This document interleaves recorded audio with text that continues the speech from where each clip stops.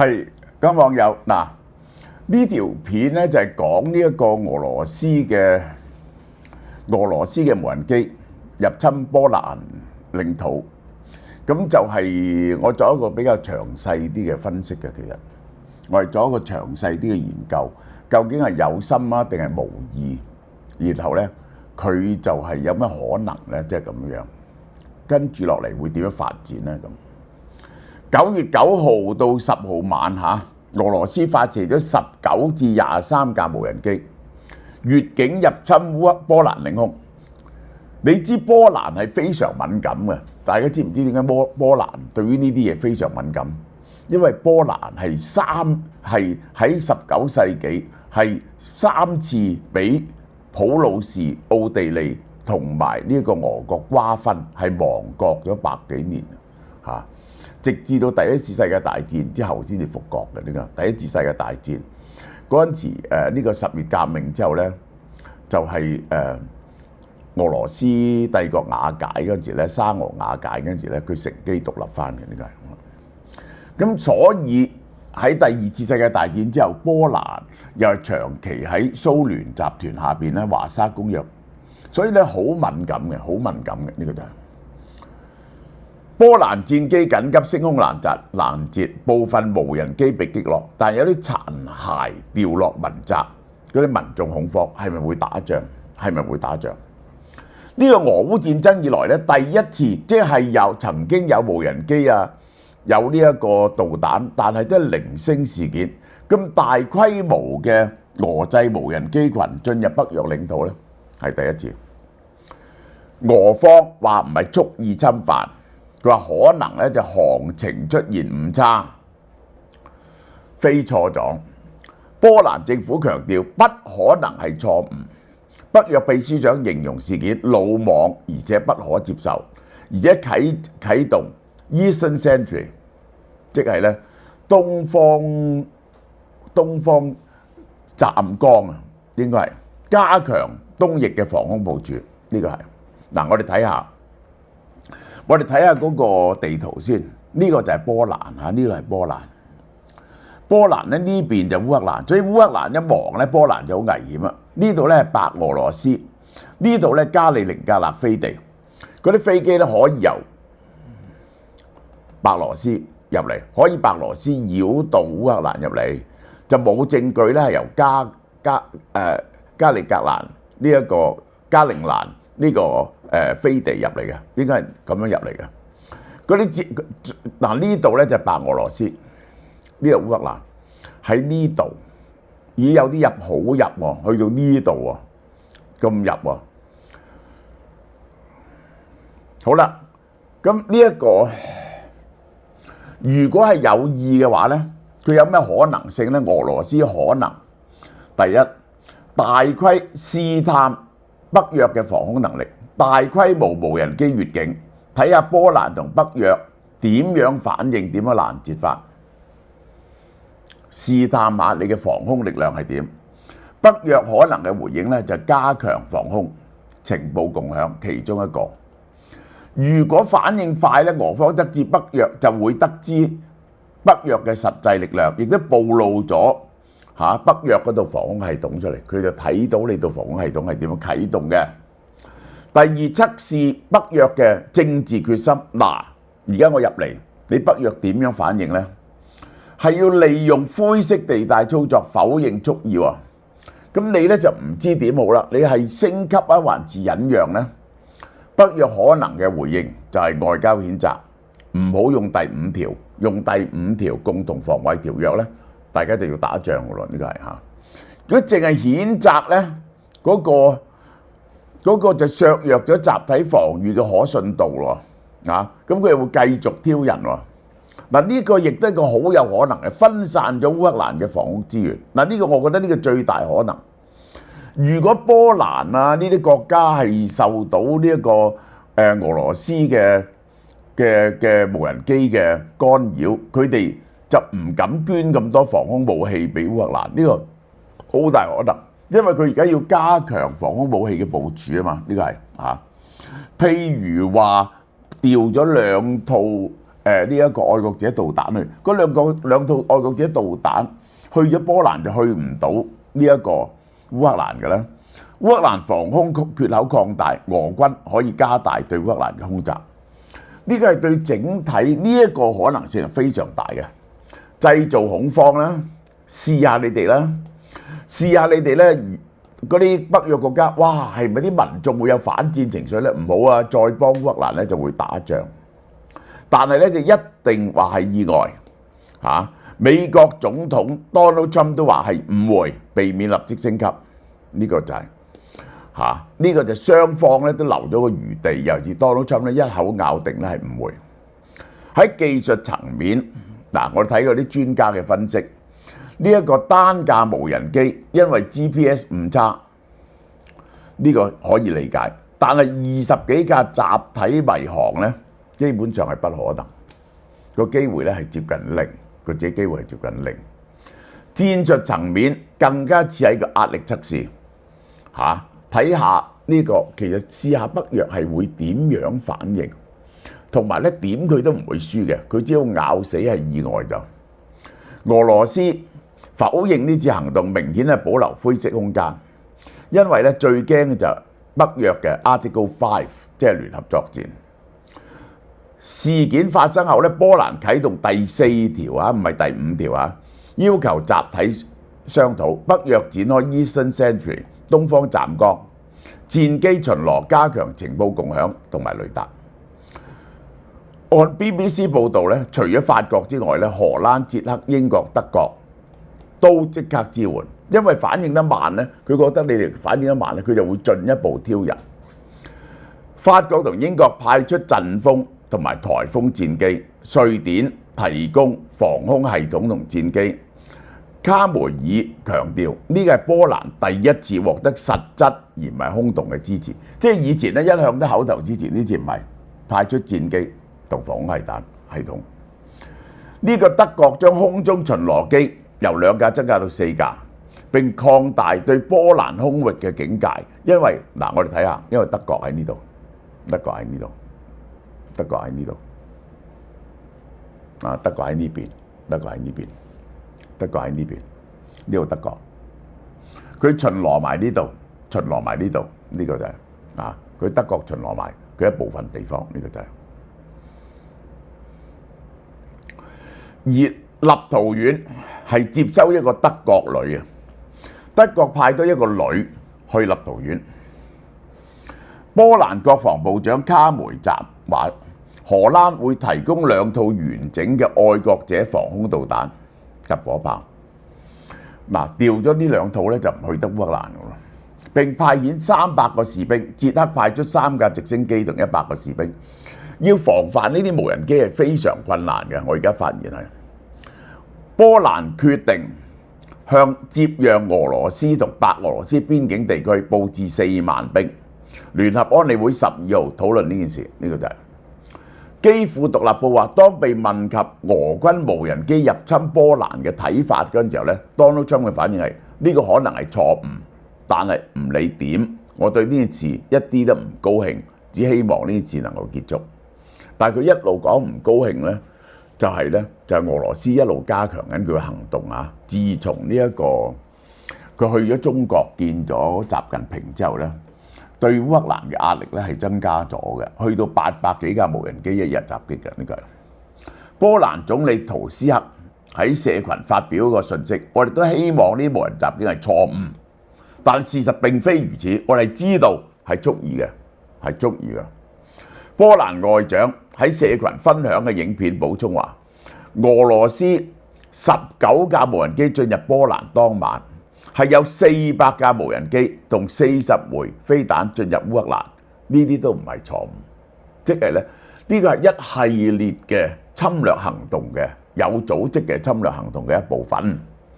根據彭博報導 ，Donald Trump 星期5表示，佢對普京嘅耐心就嚟消磨殆盡，威脅會祭出新一輪嚴厲經濟制裁，呢啲制裁會非常嚴厲，涉及銀行、石油同埋關稅。我等緊呢樣嘢。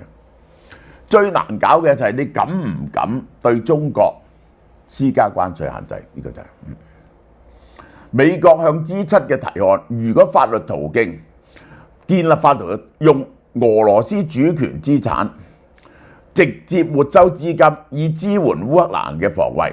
目前3000億美金嘅俄羅斯凍結資金，主要係歐洲，主要係喺呢一個係比利時啊，喺呢一個盧森堡，應該喺盧森堡，佢喺盧森堡啲銀行入邊，就直情咧整個法律通過個法律動用呢3000億美金，我係建議咁做，愛嚟大量買武器同埋資助呢個烏克蘭，呢個就係。Donald Trump話俾歐洲官員聽，美國願意對中國同印度徵收新嘅關稅，前提係歐洲國家要跟埋，以迫使普京同烏克蘭坐上談判桌。呢一個咧，如果歐洲都對印度同中國徵收關稅咧，中國係無處可逃嘅。如果同時冇咗美國同埋呢一個歐洲嘅市場咧，中國嘅經濟即刻崩潰嘅，中國係要跪低嘅，印度更加要跪低啦。G7 討論之後係籌備緊第19套對俄羅斯制裁方案，預計呢個方案咧將會針對更多俄羅斯銀行及其石油貿易，尤其是打擊嗰啲幽靈船隊啊，係制裁晒所有參加幽靈船隊嗰啲船，唔准入去呢個西方國家，亦都唔准嗰啲艦長啊、嗰啲水手啊，只要做過幽靈船隊，亦都唔准佢買保險嚇。呢個掛方便期嘅國家，如果佢准許咁做咧，亦都連嗰啲國家都制裁埋。波蘭係北約東翼嘅核心軍事樞紐，國防開支係4%嚇，係北約比例最高嘅國家。點解咧？因為咧你其他嗰啲咧就喺北線同埋呢個接壤嘅咧，就係喺呢一個立陶宛啊嗰啲國家咧就好細嘅。只有波蘭係一個4-5千萬人嘅國家啊，佢係一個好大嘅國家，而且近年嘅經濟發展好好啊。佢自己咧又好驚俄羅斯，真係波蘭好驚俄羅斯。嗰個喺嗰個第2次世界大戰咧，嗰個萬人坑度掘出嚟嗰啲屍首啊，就係波蘭啲軍官係完全俾俄羅斯槍斃嘅。個亂葬崗嗰度叫基廷埋屍案呢個人。波蘭咧已經大量採購美國嘅 F-35戰機嘅32架，愛國者防空系統，韓國 K2 主戰坦克、K9 自走炮，而且自己生產無人機同 Hermes 火箭系統。嗱，波蘭其實而家呢個俄羅斯陷入烏克蘭嘅泥沼，照計佢係武力挑戰波蘭嘅，呢個就係佢嘅常備兵力30萬人。領土防衛軍5萬人，目前有11000個美軍駐喺波蘭，呢個係冷戰後美國喺歐洲東翼最大規模嘅駐軍啦。呢個就係由德國搬過嚟嘅。呢個俄軍咧，佢嘅常備軍係90萬，但係戰爭後透過部分動員同合約兵咧，而家有110萬至120萬人，但係佢佈置咗烏克蘭咧45萬至55萬人。基本上所有陸軍都佈置晒喺嗰度。德國駐白俄羅斯軍隊估計喺白俄羅斯有15000至2萬人，主要係訓練同牽制烏克蘭北部，但亦都可以對波蘭作為戰術威脅。加里寧格勒嘅駐軍就有15000至2萬人，有飛彈、海軍陸戰隊同防空單位。嗱，主要能夠要嚟威脅波蘭嘅就係呢兩支軍隊。西部戰區烏克蘭爆發前咧俄國本土有30萬人，但係抽咗烏克蘭，而家咧大概剩翻7至10萬人，係分散於守備同輪換。真正用嚟挑動波蘭嘅正規部隊大概只得1-2萬人，再加埋空軍導彈無人機，但係佢唔需要用地面兵力喎，就係用空軍嘅啫，同無人機嘅啫。伊朗供應嘅無人機咧，存量每月大概500至1000架，呢一個咧就可以消耗波蘭同北約嘅防空。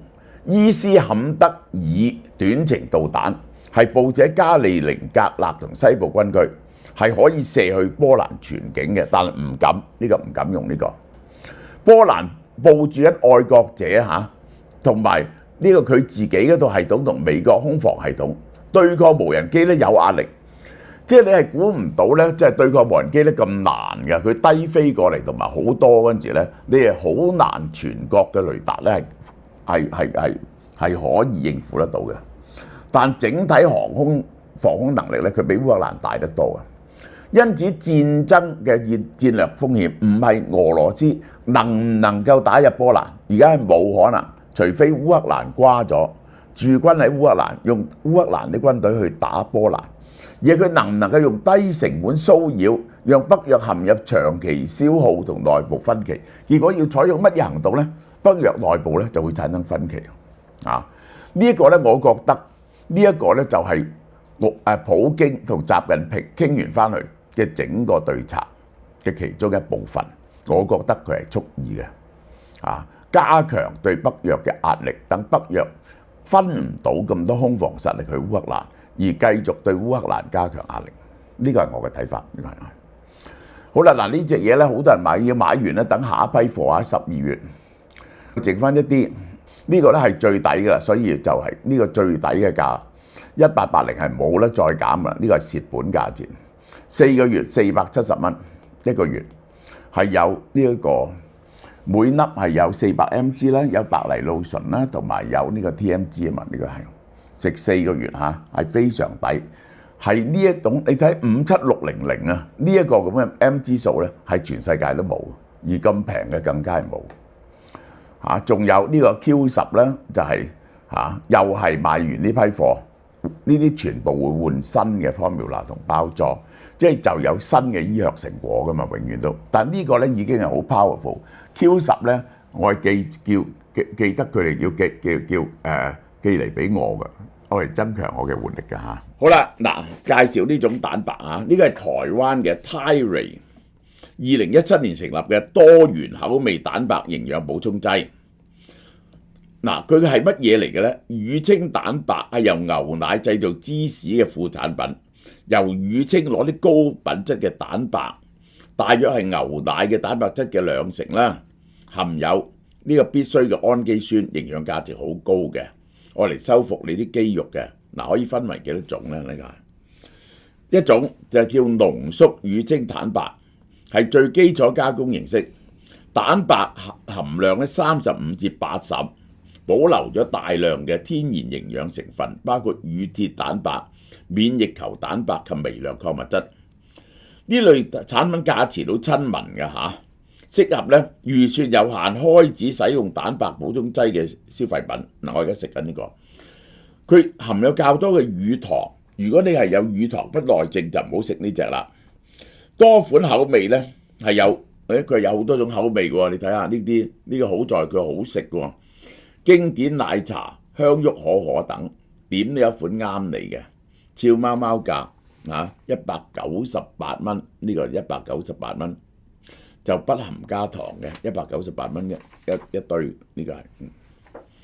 第二種呢種叫做分離乳清蛋白，濃縮個乳清蛋白進一步提煉，個蛋白質含量去到90至95%，進一步減少脂肪同糖分，因此乳糖同脂肪量極低，你適合乳糖不耐者。呢個有鐵觀音奶茶、珍珠奶茶、泰式奶茶等嚇，呢個試飲價18蚊啫。會員價仲有9折，一盒咧呢啲18蚊，呢啲18蚊，呢啲好啦。第三啦，機能分離蛋白。機能分離蛋白咧就係經過特殊純化處理嘅，將乳清蛋白嘅脂肪、乳糖去咗，然後酸化，同水混合嗰陣時咧，好似水咁。呢隻飲出嚟咧就唔似蛋白，似水嘅，透明嘅，同傳統乳清蛋白嘅口味咧完全唔同，有多種水果味嚇，有芭樂檸檬、檸檬紅茶、蔓越莓俾你選擇。試飲價18蚊，飲價18蚊。而家咧呢個係會員正價咧仲有9折，18蚊。仲有植物性蛋白，植物性蛋白咧就係用豌豆蛋白提煉嘅機能蛋白。如果唔中意奶產品嗰啲啊，就用豌豆蛋白。有啲人唔食得奶噶嘛，對牛奶敏感者飲用，試飲價18蚊，會員正價仲有9折。嗱，飲品有咁多選擇，連零食都可以增肌過下口癮，全部係大豆蛋白製造，西式味道，仲有Margherita Pizza，日式咧又有海苔味，都係佢哋最經典嘅臭豆腐。哇！日式仲有臭豆腐同珍珠奶茶啊，台式啊，好多口味，零反式脂肪，高蛋白質，試食價15蚊，會員正價會員仲有9折，好嘛？大家可以試下呢啲，其實愛嚟減肥用嘅，補充你嘅身體嘅機能嘅，好平嘅啫，係咪10幾蚊嘅啫？呢個其實10幾蚊呢個大包嘅，其他嗰啲咧係10零蚊啦，18蚊啦，好多種味道，大家多多幫襯。OK。